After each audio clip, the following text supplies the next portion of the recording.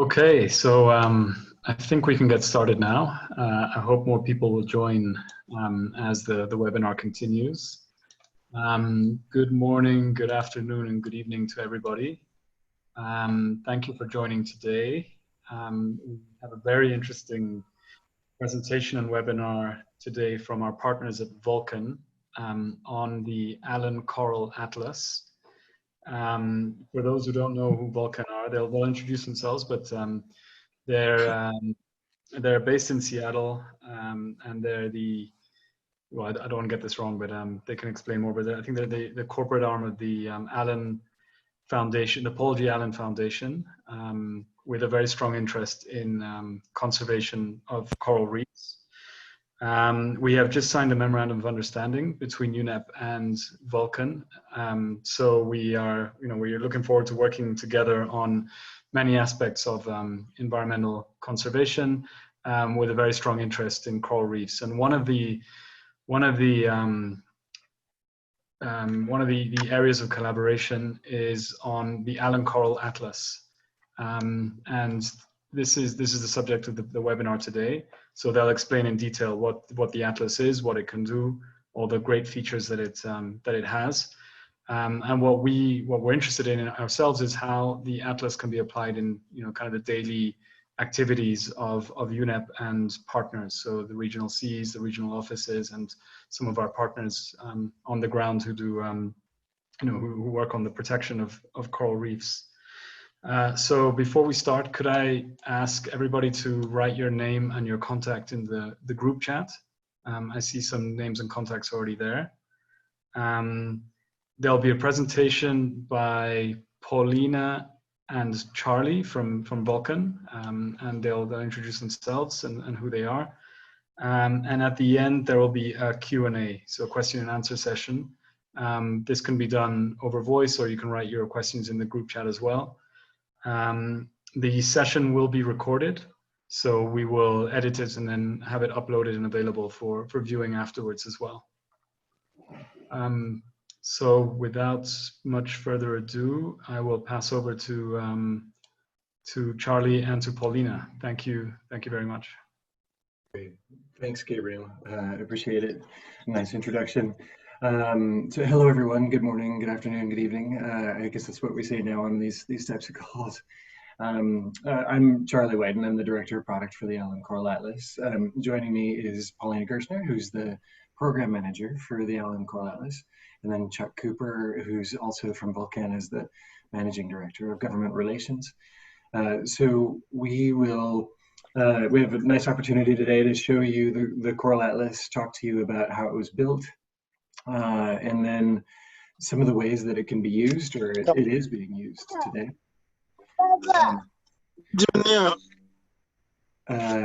If I could ask everybody on the line to mute, please, if you could, that'd be great.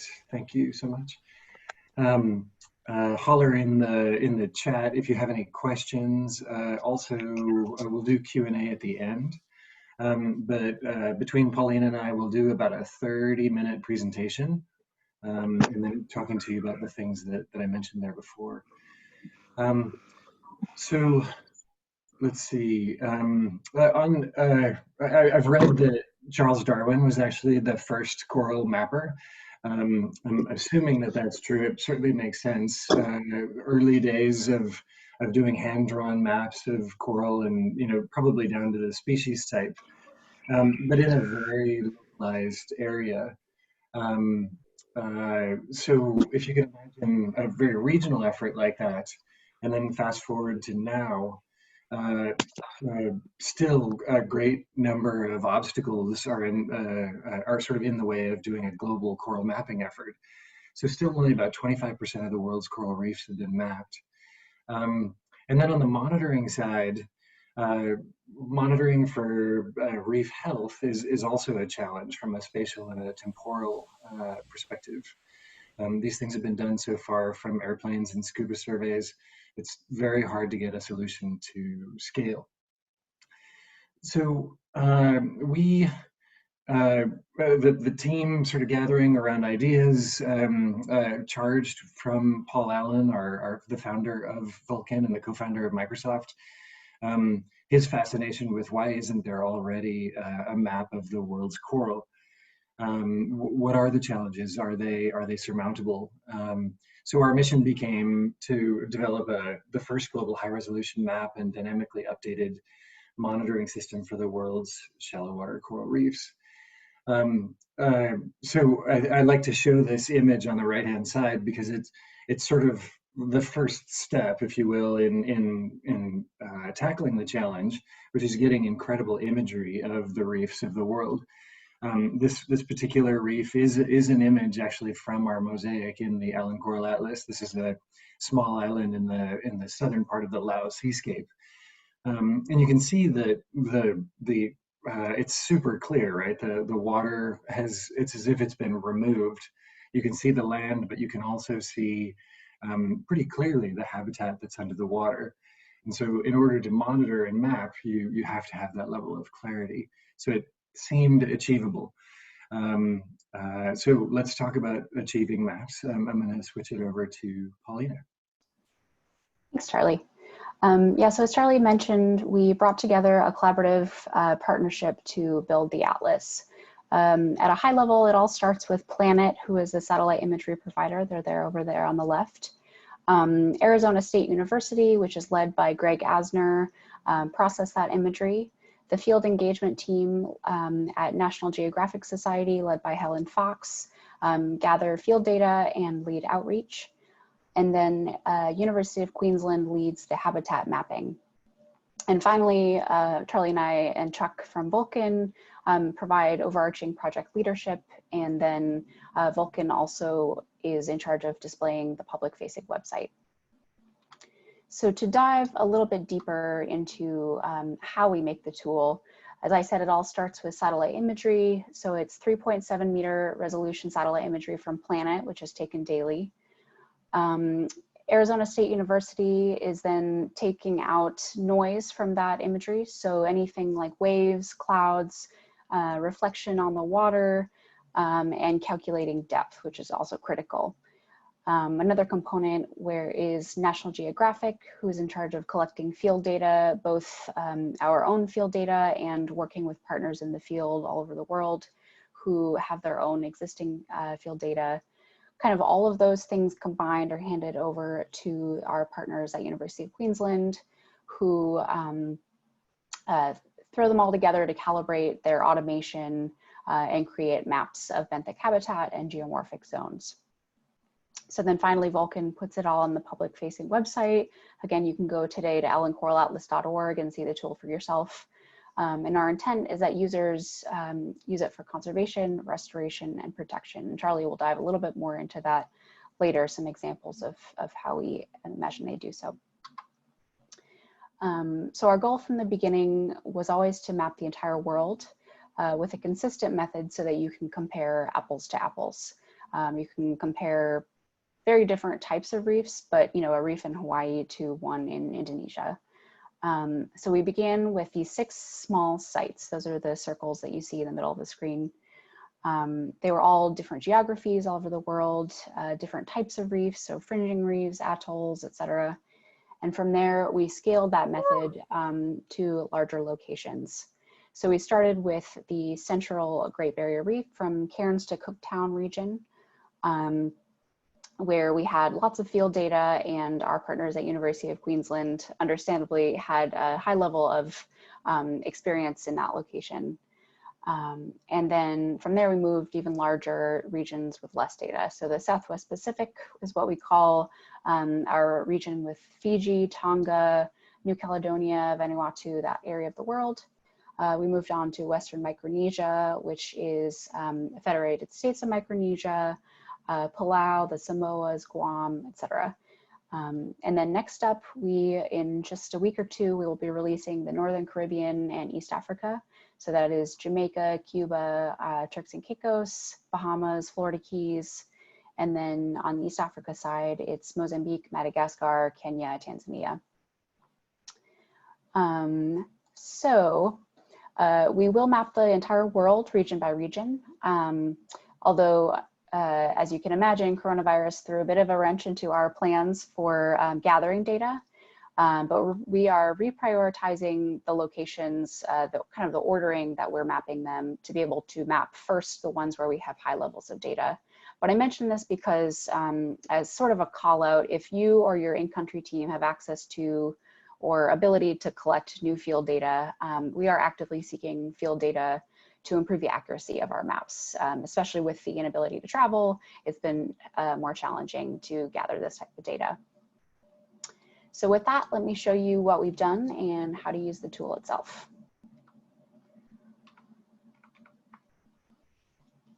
All right, and excuse me looking in another direction, I'm looking at my other screen. But so this is the Coral Atlas that you can see here.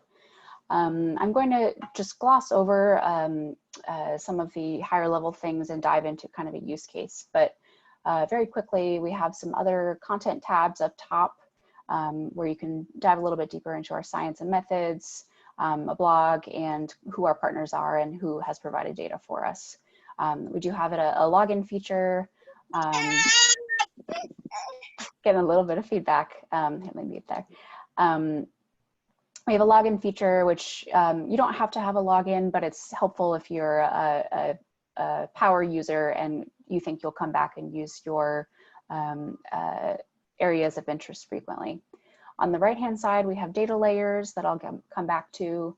And on the left side, we have kind of some tools that can be helpful to manipulate the data. So just for ease of demonstration, I'm going to act out a scenario and I'm going to pretend that I am a consultant working for the government of Fiji. So I've been tasked with creating a marine spatial plan. I need an area of relatively high coral cover, and I also need the quantification to prove that that is high coral cover and that it would be a valuable area to protect under a marine protected area. And I also want some images to be able to put into my proposal. So with that, a colleague of mine has suggested an area called Nairai. So I'm just going to put it up here in the search bar, and I'm going to zoom to it. It's a small area in Fiji. So as you can see, just looking at this satellite imagery, that again, as Charlie and I have talked about, this is a mosaic of the 3.7 meter resolution imagery. And you can see the coral, of course, here. I am going to turn on the benthic analysis, which is kind of our core product, and turn on the legend so we can tell what we're looking at here. So we can see there is a large amount of coral around the edge of this kind of blob here on the northwestern side. And there's little bits out here. I can also tell there's a little bit of seagrass here, as well as some rock and rubble and sand. Just to look at it, I'm going to turn on the geomorphic analysis also and turn this off so we can see. And while this may not be as useful for a marine spatial plan, it may be pretty useful for my colleagues who are interested in restoration. So they might know that a specific geomorphic zone is more useful to do an outplanting of new corals on, so that could be useful for them.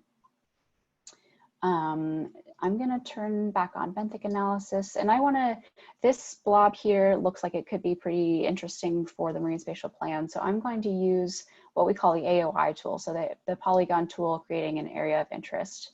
And I'm going to just click around this area here.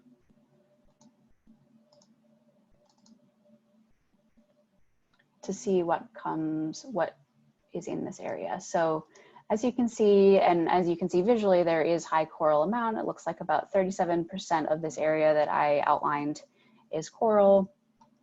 There's only about 4% of seagrass, but also useful to know.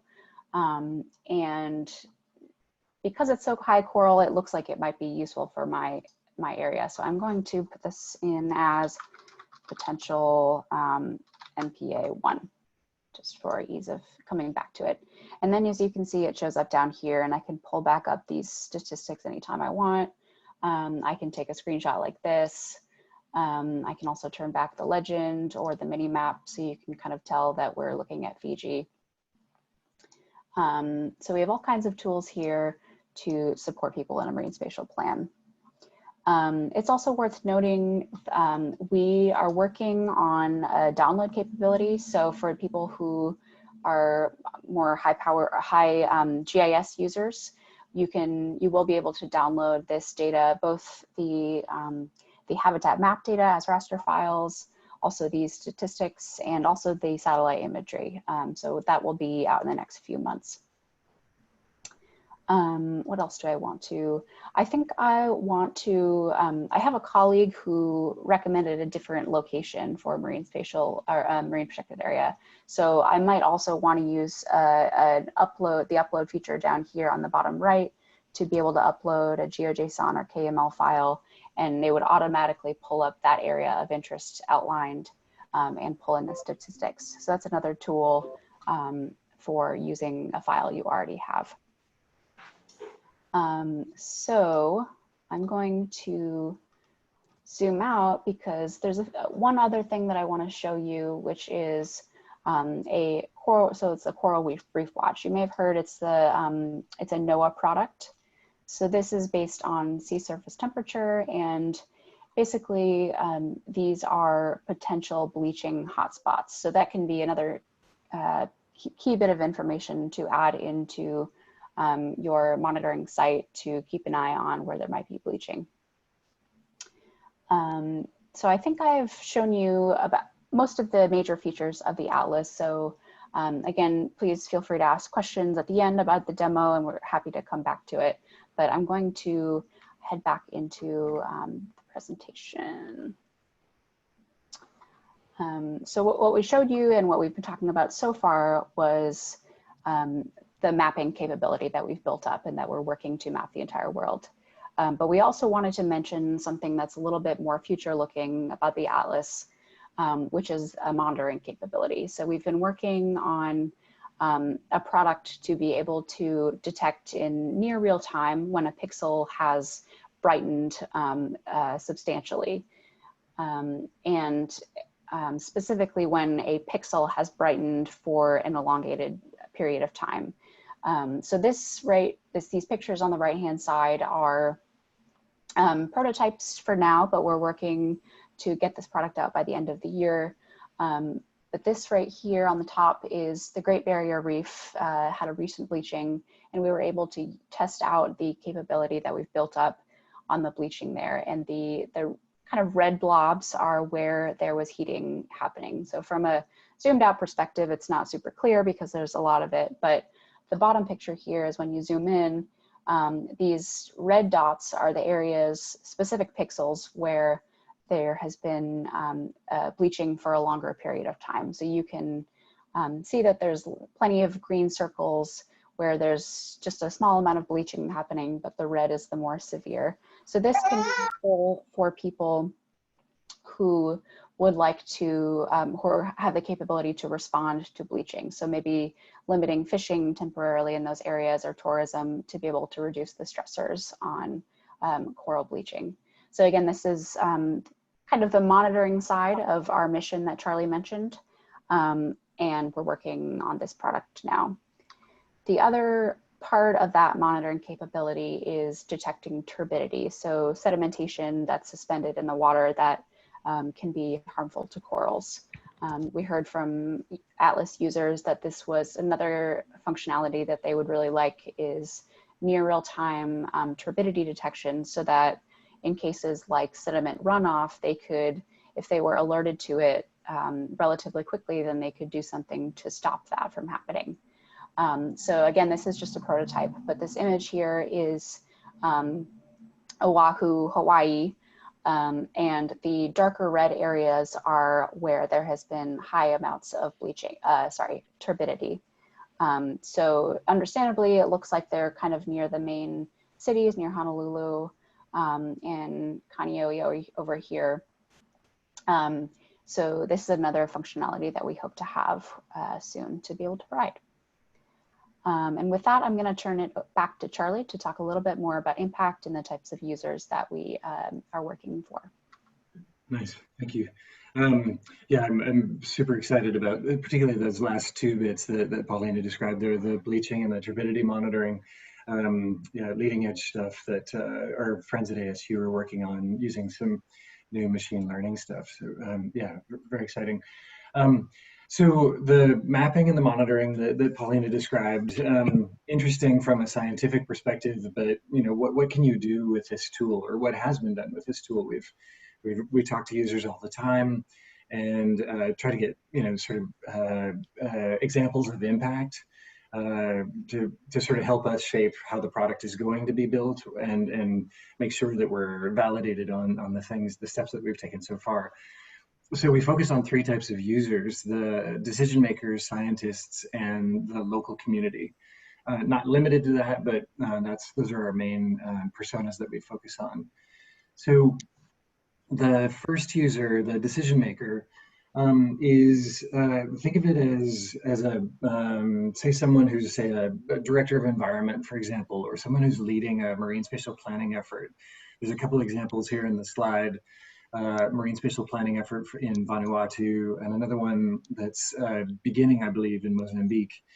So these are large areas that might be looking for a percentage of protection by a certain timeline, and they need visuals, certainly maps, but also the quantification to build into these reports.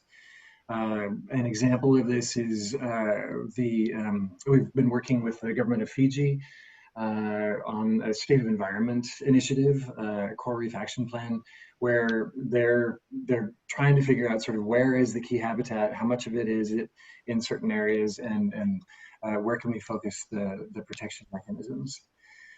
The second group are the scientists.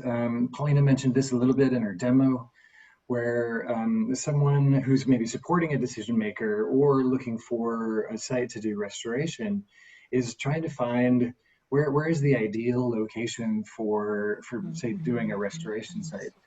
So in that case, you need where there is some coral already, some rubble, and some sand is what I've been told. And so it'd be very easy to see it from a mapping perspective rather than doing land sites yourself. In this case, it was maybe a year ago, we were talking to someone who sort of jumped up and went up to a screen and said, wow, we could do a restoration site right there. This was a decision that was made in a matter of a couple of minutes. Classically, these sorts of things take weeks and are very expensive to undertake. And then the last group are the local community. And sort of a last but not least situation, the local managed marine areas are the types of community-based efforts where there are conversations, sort of in a local area where someone is going to put a map on a wall, and so that they can center around a certain point and discuss where is the coral. Sometimes I've seen this happen where people are surprised to see that there's a great deal of, say, coral habitat in an area that they thought they knew really well. So whether it's the satellite images or the data itself, it can provide sort of a central conversation point for these types of local efforts. Let's see, in this case, yeah, that's great. Thanks, Paulina. So if we step back and sort of zoom out, I'm talking about regional efforts on using the data, gathering the data, whether it be maps or the data itself. These regional efforts all sort of have to roll up to a more global conservation effort. So Chuck and ourselves, we've been working with GCRMN and the ICRI group to build a reef extent. I'm going to call it a map, but think of it as just sort of a scan of the world's coral reefs to determine where all the reef is and how much of it there is. That total number, which is a tricky one to capture, and people have been working on it forever to get it really accurate, then helps determine a ratio or a denominator of the calculation of the data that's going into reports like the GCRMN reporting. So we're very proud of the Atlas data being part of this global reporting, increasing the accuracy of those reports. This is a quote from a user that we've got in Myanmar who came to us with reports of fishers seeing underwater coral reefs that hadn't been mapped before.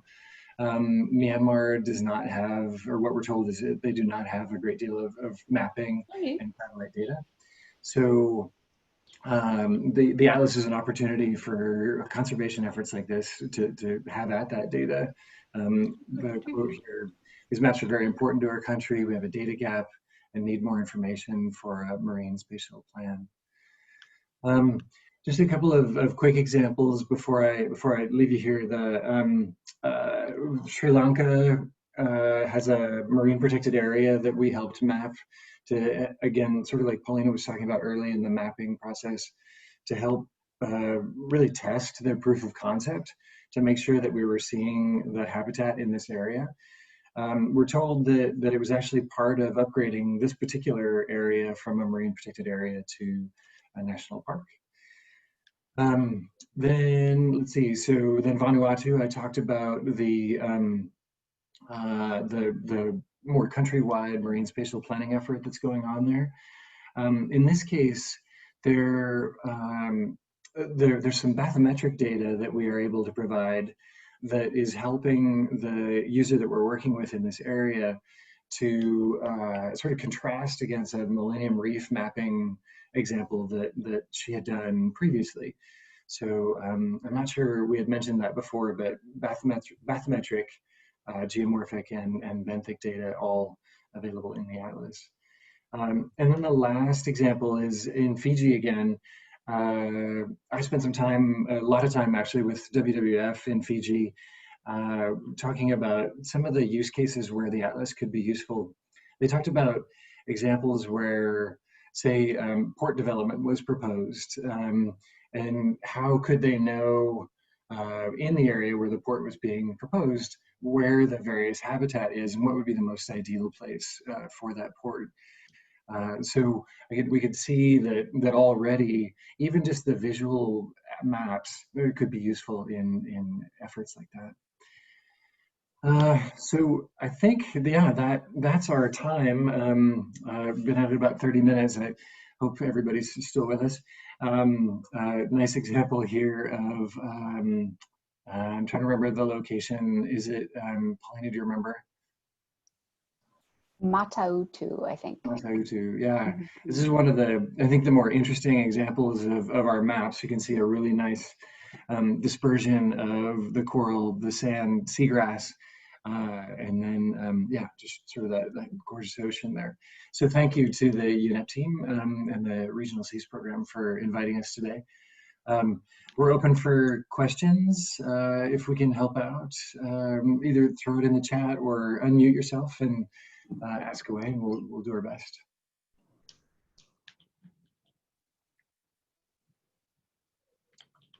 Check the chat. Hi, Charlie and Paulina. This is Margot talking. Thank you so much. This is mind blowing. It's so pretty and looks so useful, and I can see tons of applications with it.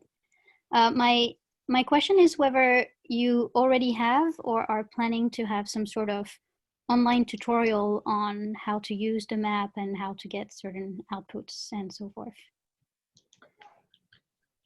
Go ahead, Paulina. Yeah, I was going to say that right now we don't. We have a few YouTube videos that are kind of quick demos, but one thing we are working on, our partners at National Geographic are really in charge of kind of the outreach and engagement, and they're working on an online course for kind of different levels of users. So people who have never used GIS products and just want a quick, intro to how to use the tool and what can do for them, all the way up to, power users of GIS and how to, add this Atlas data to their modeling with other types of data. So I think those will be out in the next 6 months or so, but yeah, a few different options there.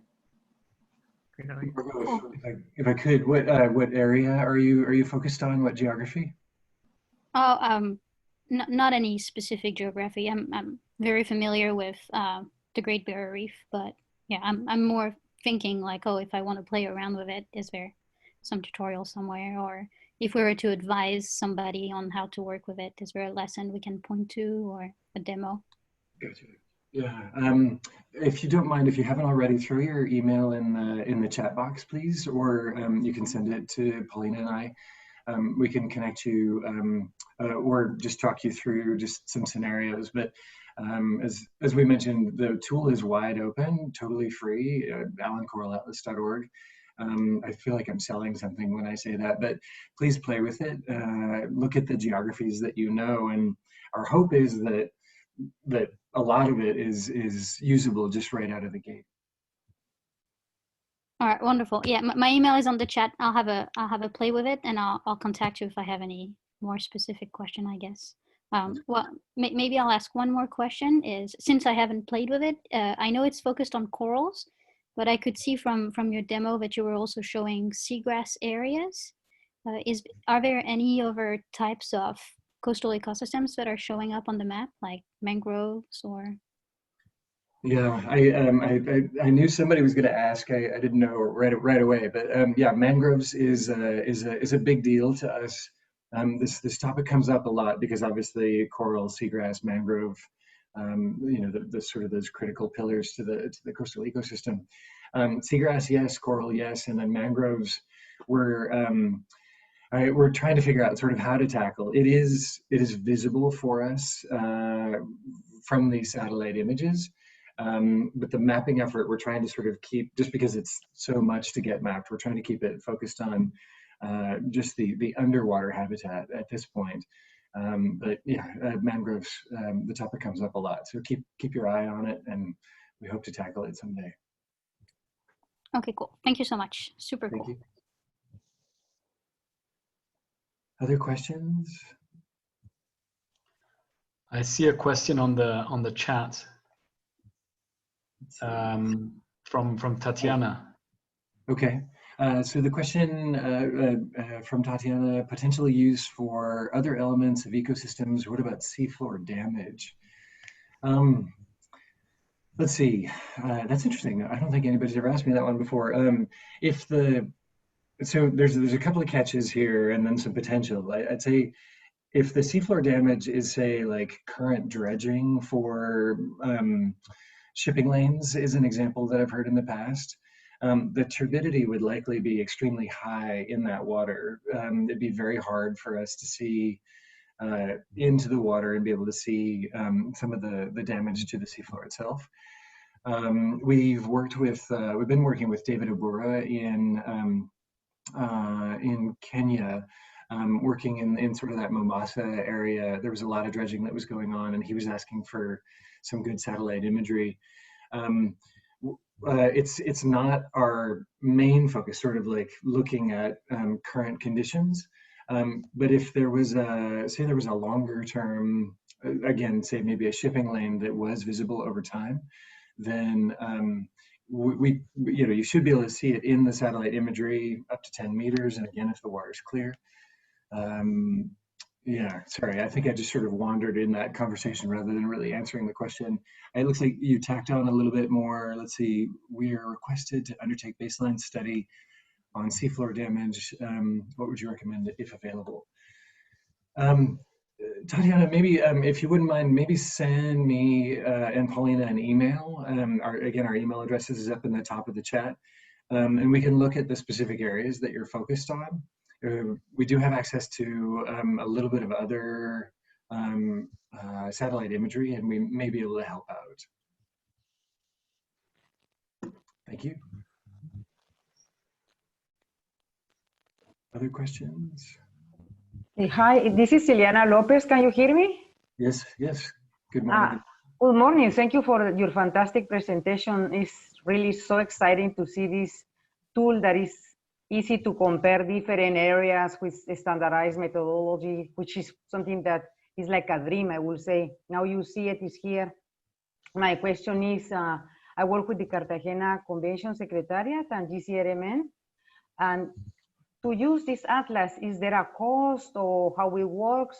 Because, for example, now we are trying to identify in the wider Caribbean some regions with potential for replanting, restoration, and also to see which are those kind of, we call these traditional hotspots where we can do our interventions, how this works in terms of accessing it and fees and the future developments in terms of which geographical areas you are going to cover.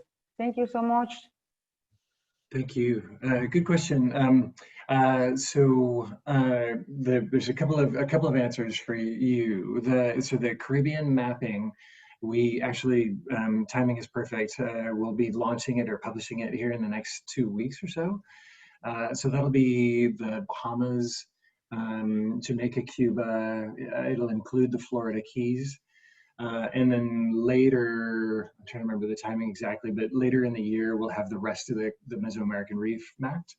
So you will be able to get at the analytic data there. The satellite imagery for the Caribbean is all available. So you could have a visual sort of, I think, sort of the satellite imagery to provide for the reporting that you're working on right now. Regarding fees, the tool is totally free. Again, I always feel a little funny, like I'm trying to sell it to you. There's no cost to it. It's a conservation tool that that Vulcan and Mr. Allen were looking to provide to the community in helping save the coral. So you can go to allencoralatlas.org today and take a look around.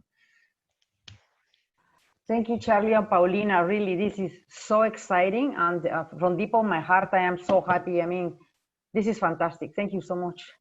Lots of potentials. Thank you. Great. Thank you. Ole, looks like he's got a question. Let's see. Will you enable future time series maps to visualize management impact over time? Paulina, do you want to take a crack at this one? Sure. Mapping, our big priority is really just to first finish the whole world. So we are mostly focused on that goal, which, as we said, will be done most by next summer. And we haven't really talked about kind of a remapping to do time series of the maps yet. We are offering mosaics of the entire globe every year. So far we have a 2018 mosaic and 2019 mosaic, so you can kind of flip back and forth between the two. And we will have another one in 2020 later this year. But yeah, like I said, we don't right now have a plan to do time series of the maps. Thank you. That's great. Tatiana asked about getting a copy of the presentation. Yeah, we'll get it to Gabriel in one form or another, and then have him distribute it. Again, our email addresses are in the chat if you'd like. Hi, Paulina and Charlie. This is Lisa from UNEP. I wanted to echo other colleagues with the word mind-blowing.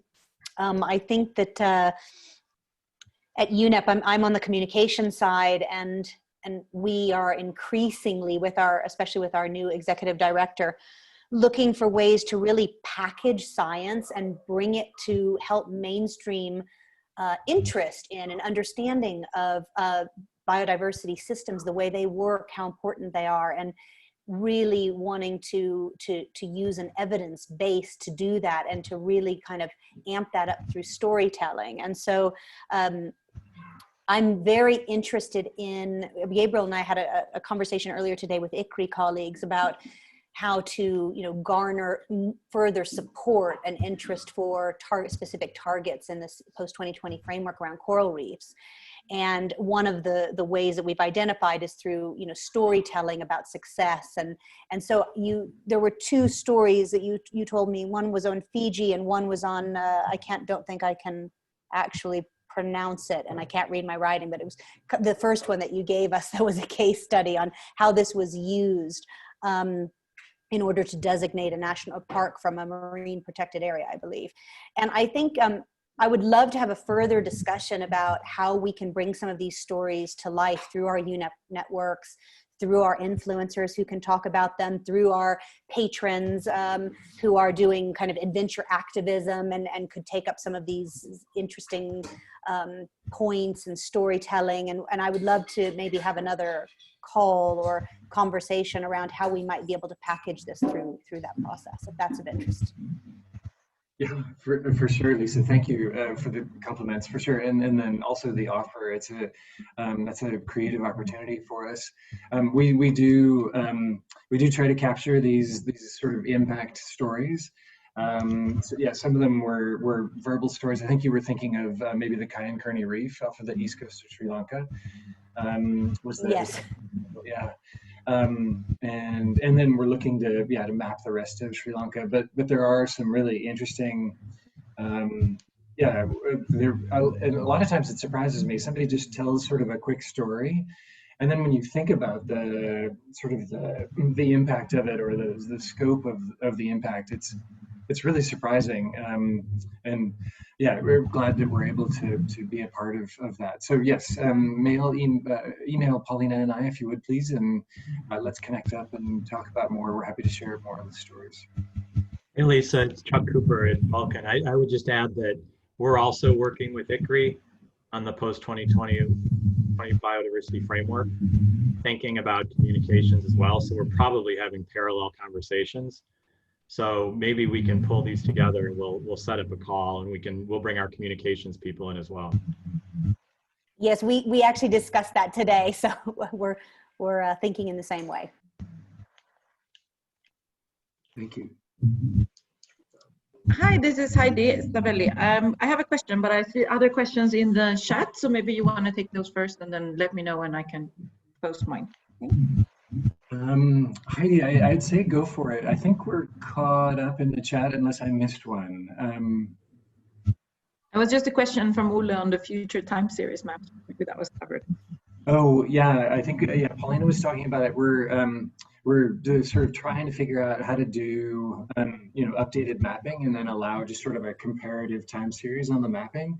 And then from a visual perspective, we have a 2018 visual mosaic, and then now a new 2019 visual mosaic that you can compare. And then the Coral Reef Watch time series from the NOAA product, we will also do that. Okay, great. Yeah, so that was Ole's question. So my question, but it's helpful to know.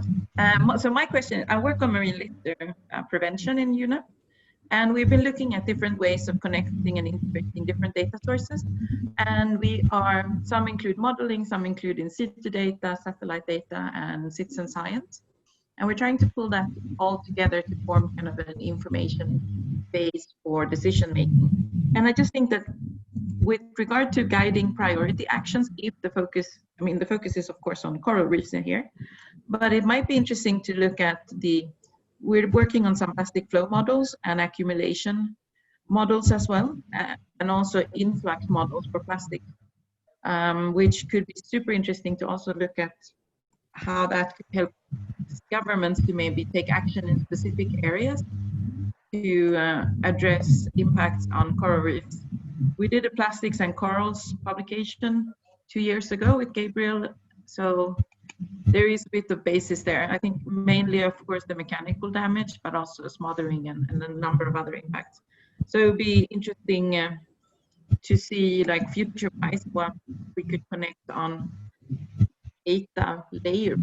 Maybe it's not the best word to use. That's my question. Thanks. We have been working a bit with IBM on pulling together all these different citizen science data sources as first, but there's a lot more in the pipeline. Thanks. Thanks, Heidi. Yeah, no, it's interesting. I think probably for you, depending on what the data source looks like that you already have with the partners that you're working with, if you have someone who's doing, or if you have access to people who are doing GIS work, if that data layer is available to you in sort of a GIS environment, then as Paulina said, here in the next couple of months, we're going to be able to finally allow people to download the Atlas data.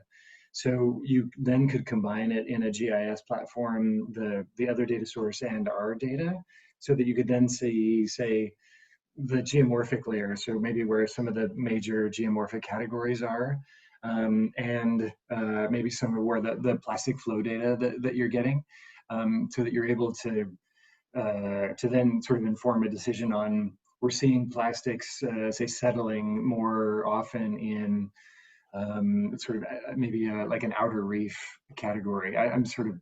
Yeah, exactly. Yeah, okay. So where it accumulates and where you might anticipate more impact or potential impact, unless maybe targeted like environmentally sound recoveries then. Okay. Or other interventions. Okay, great, thanks. Great, thank you.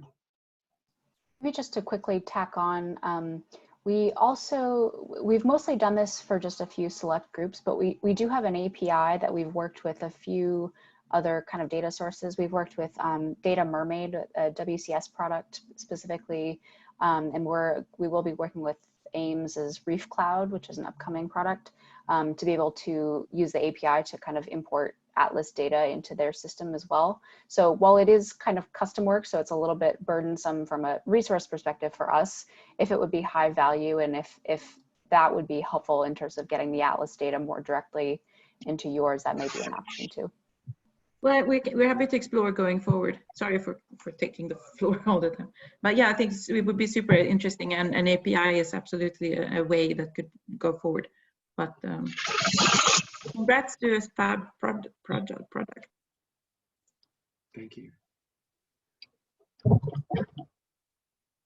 Other questions from folks? I just want to make sure I'm scrolling back up in the chat to make sure I didn't miss.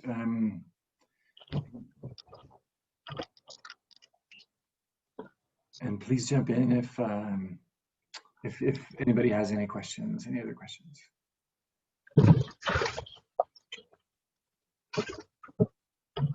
Okay, well, again, our email addresses are in the chat. Sorry, I keep saying it, but they are there. Make sure you copy it when you get a chance. Gabriel is sort of our mutual connection, I think, among us. So if you miss out on the email address, then if you want to Gabriel, we'll put the slide deck somewhere that people can get access to it. Happy to have ongoing conversations and answer questions. Paulina, Chuck, any parting thoughts before we go? I just want to thank you all for joining and for your great questions. This has been a great conversation. Yeah, thanks, Gabriel. We really appreciate the partnership, and we're glad everybody was able to participate. Thank you so much. Yeah, thank you. So maybe I'll just say a few closing words and say thank you to Charlie, to Paulina, and to Chuck from the Vulcan team. I mean, it's really fantastic work. It's a whole new world for coral mapping and for mapping of coastal ecosystems, and I think there's a lot of potential for UNEP and associated programs to to kind of make very good use of this tool. So we really thank you, and the Paul G. Allen Foundation as well, for all the great work.